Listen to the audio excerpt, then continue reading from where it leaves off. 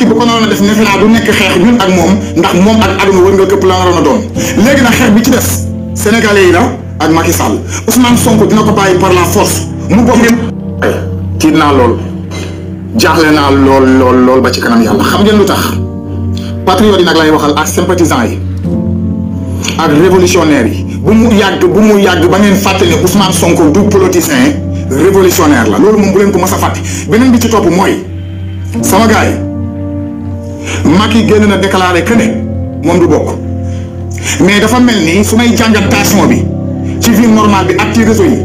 dafa wàññeeku à 90%. xeex bi nekkuloon Macky du bokk troisième mandat de déedéet loolu Macky bu ko noonu def nefe naa du nekk xeex ñun ak moom ndax moom ak aduna wër nga këpp la naroon a doon léegi nag xeex bi ci des